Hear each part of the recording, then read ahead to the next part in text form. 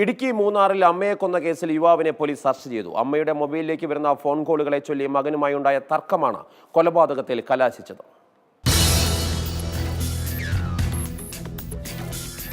തോട്ടം തൊഴിലാളിയായ പാണ്ടിയമ്മയെ കഴിഞ്ഞ വെള്ളിയാഴ്ചയാണ് വീട്ടിൽ മരിച്ച നിലയിൽ കണ്ടെത്തിയത്. അമ്മ വീട്ടിൽ മരിച്ചു കിടക്കുന്നതായി മകൻ മുനിയസ്വാമി അയൽവാസികളെ വിവരമറിയിച്ചു.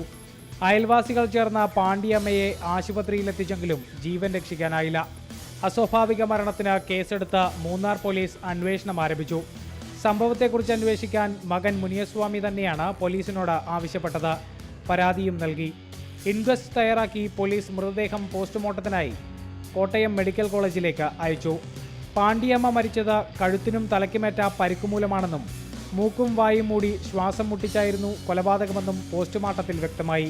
കൈകൊണ്ട് ശ്വാസം മുട്ടിച്ച് കൊലപ്പെടുത്തുകയും കൈകൊണ്ട് ശ്വാസം മുട്ടിക്കുകയും അതുപോലെ തന്നെ അവരുടെ തല ഭിത്തിയിൽ ശക്തിയായി ഇടിച്ചതിൽ വെച്ചാണ് ഇപ്രകാരം മരണം സംഭവിച്ചിട്ടുള്ളത്. സംഭവവുമായി ബന്ധപ്പെട്ട് മുനിയസ്വാമിയെ വിശദമായി ചോദ്യം ചെയ്തപ്പോൾ ഇയാൾ കുറ്റം സമ്മതിക്കുകയായിരുന്നു. മൂന്നാറിലെ സ്വകാര്യ റിസോർട്ട് പാട്ടത്തിനടുത്ത് നടത്തിവരികയായിരുന്നു മുനിയസ്വാമി. മൂന്നാർ ഡിവൈഎസ്പി DN സജിയുടെ നേതൃത്വത്തിലുള്ള സംഘമാണ് കേസ് അന്വേഷിച്ചത്. അമ്മയുടെ ഫോൺ വിളികളും അവിഹിത ബന്ധവുമാണ് മുനിയസ്വാമിയെ കൊലപാതകത്തിന് പ്രേരിപ്പിച്ചതെന്ന നിഗമനത്തിലാണ് പോലീസ്.